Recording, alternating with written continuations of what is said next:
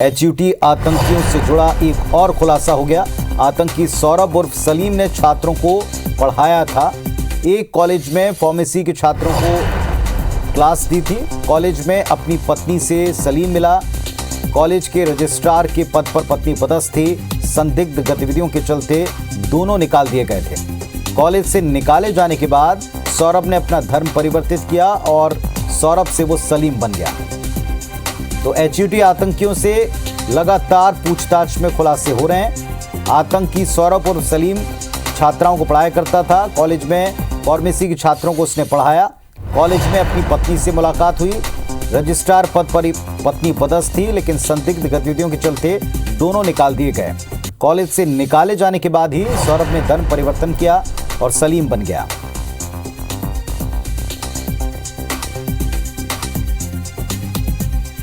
और सीधे रुख करते हैं भोपाल में हमारी सहयोगी हरप्रीत कौर का। हरप्रीत, बताएं, एक के बाद एक कई खुलासे हो रहे हैं।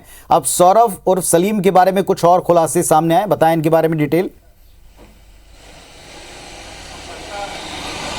बिल्कुल, देखिए एनआईए और एटीएस की जो कार्रवाई पिछले दिनों मध्य प्रदेश में हुई है और जिसमें 11 संदिग्ध आतंकियों को यहां पर एचयूटी के हिजबुल तहरीर के गिरफ्तार किया गया है। उनकी रिमांड के दौरान एक के बाद एक बड़े खुलासे हो रहे हैं। सबसे बड़ा खुलासा तो ये था कि जो मध्य प्रदेश में जिस तरह से ये टेरर का ये आतंकी संगठन यहाँ पर काम कर रहा था, हिजबुल तहरीर का जो प्रमुख सरगना था वो सौरभ राजवैद यानी मोहम्मद सलीम था, जो 2010 में अपना धर्म हिंदू धर्म बदलकर इस्लाम कबूल करके मुस्लिम बन गया था। अब सौरभ के मामले में यानी मोहम्मद सलीम के मामले में एक बड़ा खुलासा यह भी हुआ है कि 2009-2010 में 2 साल उसने एक प्राइवेट कॉलेज में छात्र छात्राओं को फार्मेसी डिपार्टमेंट में पढ़ाया था। यहीं पर उसकी पत्नी सुरभि अग्रवाल से उसकी मुलाकात हुई थी।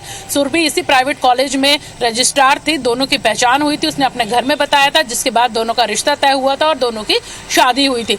लगातार दोनों की जो छवि थी पूरे कॉलेज में बेहद अच्छी थी। छात्र छात्राएं इन दोनों को बेहद पसंद करते थे। लेकिन अचानक संदिग्ध गतिविधियों में जब सौरभ राजवैद शामिल होने लगा, लोगों को जो छात्र हैं उनको वो वहां पर इस्लाम धर्म के बारे में बताने लगा, तब उसकी संदिग्ध गतिविधियों के चलते उसे इस कॉलेज से निकाल दिया गया और उसके साथ ही उसकी पत्नी को भी इस कॉलेज से निकाल दिया गया। इसके बाद इन दोनों ने दूसरा कॉलेज ज्वाइन किया, जहां पर डॉक्टर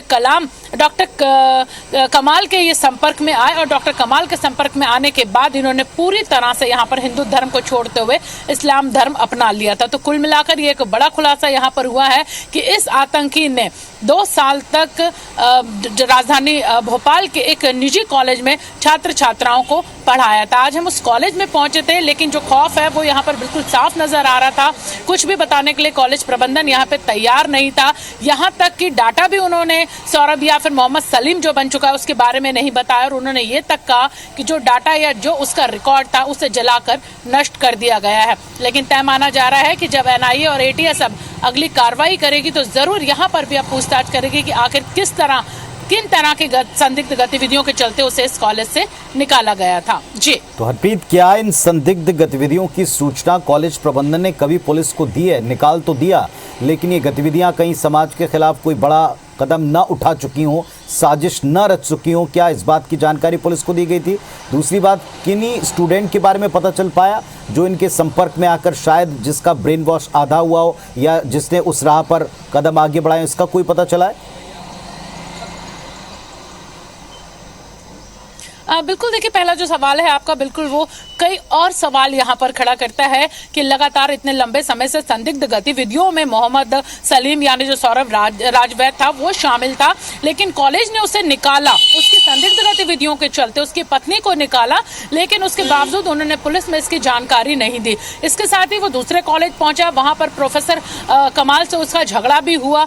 इस बात की जानकारी भी पुलिस को कॉलेज प्रबंधन ने नहीं दी। यानी कि 2009 से जो नेटवर्क यहाँ पर मोहम्मद सलीम का चल रहा था उसका खुलासा अब से कुछ दिनों पहले ही यहाँ पर एनआईए और एटीएस ने किया है। यानी इस बीच उसने ना जाने कितने युवक युवतियों को हिंदू धर्म से मुस्लिम बनाया, इस्लाम कबूलवाया और इसके साथ ही ना जाने कितनी तरह की वो संदिग्ध गतिविधियों में शामिल रहा। वहीं दूसरी बात कि उन छात्र छात्राओं का यहाँ पर पता लगाया जा रहा है जिन्हें उसने यहाँ पर कन्वर्ट करने की कोशिश की, उन्हें इस्लाम धर्म के बारे में बताया, लेकिन हालांकि पहली जो जानकारी प्राथमिक तौर पर यह बात सामने आई है कि कॉलेज से निकाल दिए जाने के बाद जो छात्र छात्राएं उसके संपर्क में थे, उनका संपर्क इससे टूट गया था। तो फिलहाल उस कॉलेज में धर्म परिवर्तन जैसा कोई मामला या हिंदू धर्म छोड़कर मुस्लिम धर्म अपनाने का छात्र छात्राओं का कोई मामला सामने नहीं आया है। लेकिन फिलहाल इस पूरे मामले ने यहाँ पर कई सवाल खड़े किए हैं। कितने लंबे समय से गतिविधियां यहाँ पर चल रही थी, संदिग्ध गतिविधियां, लेकिन किसी ने भी इन पर सवाल नहीं उठाया और ना ही पुलिस तक इसकी